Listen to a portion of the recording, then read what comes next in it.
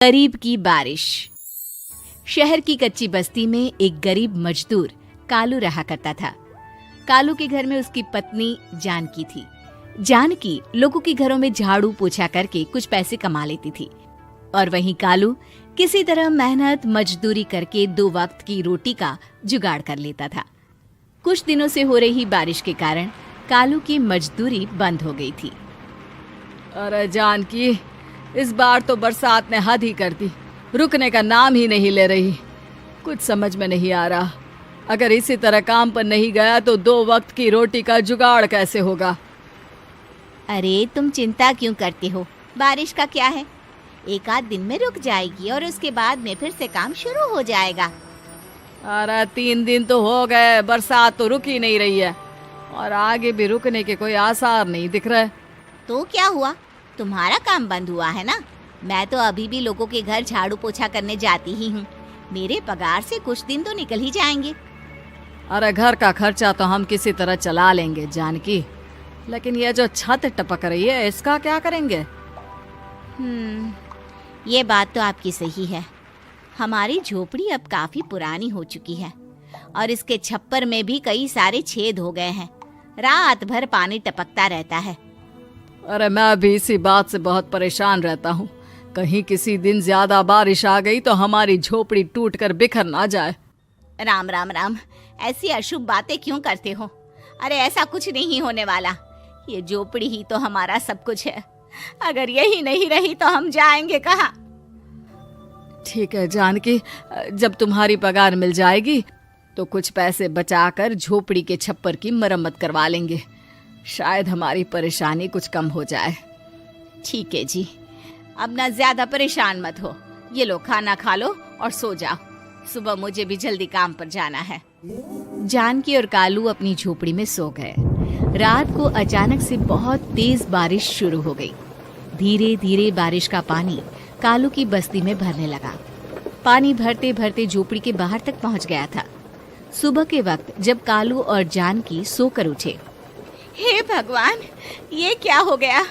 बारिश का पानी तो हमारे घरों तक पहुंच चुका है। अब मैं काम पर कैसे जाऊंगी? रहने दो जानकी, तुम आज काम पर मत जाओ। ऐसे पानी से निकल कर जाओगी और बीमार पड़ गई तो लेने के देने पड़ जाएंगे। लेकिन अगर नहीं गई तो मालकिन लोग नाराज हो जाएंगे। आप जानते हैं ना, बड़ी मुश्किल से 1 दिन की छुट्टी भी नहीं देती है। अरे लेकिन जानकी, झोपड़ी के बाहर तो पूरी बस्ती में पानी भरा है, तुम जाओगी कैसे? जानकी जैसे तैसे करके काम पर चली जाती है, लेकिन अगले दिन फिर से बहुत ज्यादा बारिश होती है और बस्ती में ज्यादा पानी भर जाता है। आज तो मैं तुम्हें किसी भी तरह काम पर नहीं जाने दूंगा। अरे अगर तुम्हें कुछ हो गया तो क्या होगा? ठीक है, तुम ठीक ही कहते हो। आज नहीं जाती। अगर मालकिन नाराज हो गई तो मना लूंगी किसी तरह। अरे मनाने वाली क्या बात है? जब तुम बताओगी कि हमारी झोपड़ी में पानी भर गया है तो वो खुद ही समझ जाएंगे ना। अगले 2 दिन तक तेज बारिश होने की वजह से जानकी, कालू और आसपास की बस्ती में रहने वाले सभी लोगों के घरों में पानी भर जाता है, जिसकी वजह से जानकी काम पर नहीं जा पाती। और 3 दिन के बाद जैसे ही जानकी काम पर पहुंचती है, कहाँ थी तुम? पिछले 3 दिनों से काम पर क्यों नहीं आई? मेम साहब, क्या बताऊं, इतनी ज्यादा बारिश हो रही थी, हमारी पूरी बस्ती में पानी भर गया है और उससे भी ज्यादा तो मेरी झोपड़ी के अंदर पानी भर गया। आप ही बताइए कैसे आती मैं? इसका मतलब ये हुआ कि बारिश होगी तो तुम काम पर नहीं आओगी? ना ना, मेरे कहने का ये मतलब नहीं था मेम साहब। तुम जानती भी हो 3 दिन से कितनी परेशानी हो रही है मुझे। सारा काम मुझे खुद करना पड़ा।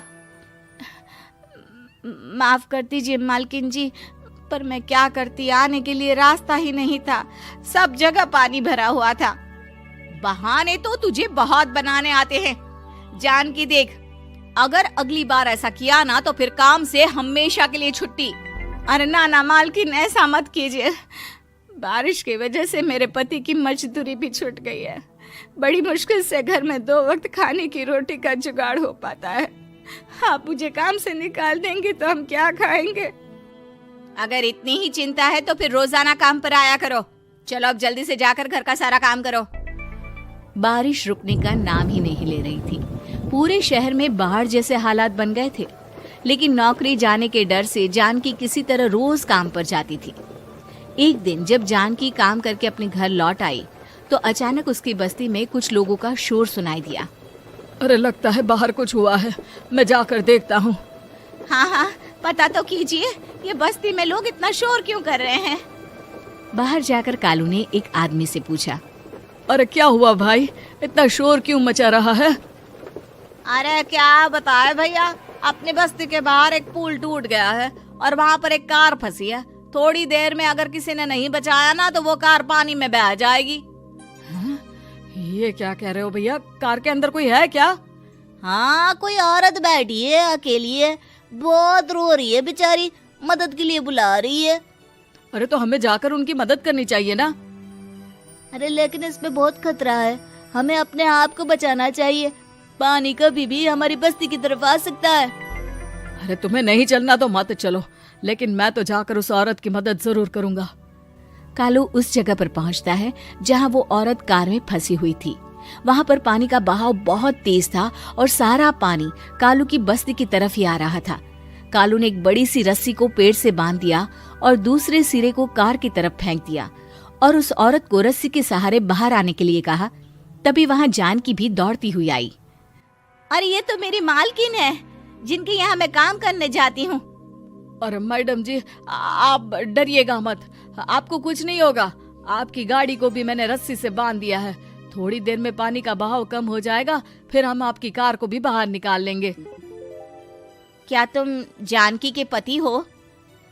हाँ हाँ, जानकी मेरी ही पत्नी है, आपके यहाँ काम करती है ना। लेकिन मेम साहब, आप यहाँ पानी में कैसे फंस गई? अब क्या बताऊं, मैं अपनी सहेलियों के साथ पिकनिक पर गई थी, वहीं से लौट रही थी। अचानक पानी का बहाव तेज हो गया और मेरी गाड़ी फंस गई। अरे कोई बात नहीं मालकिन, अब ना आप बिल्कुल सुरक्षित हैं। मैं तो बहुत बुरी तरह डर गई थी, कब से मदद के लिए चिल्ला रही थी, लेकिन कोई मेरी मदद के लिए नहीं आया। भला हो तुम्हारा पति का जिसने मेरी जान बचा ली। लेकिन जानकी, मैंने तुम्हारे साथ बहुत गलत व्यवहार किया।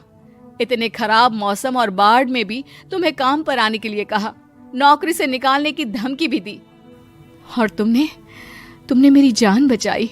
मुझे माफ कर दो। अरे कोई बात नहीं मालकिन, आपकी जान बचाना तो हमारा धर्म था।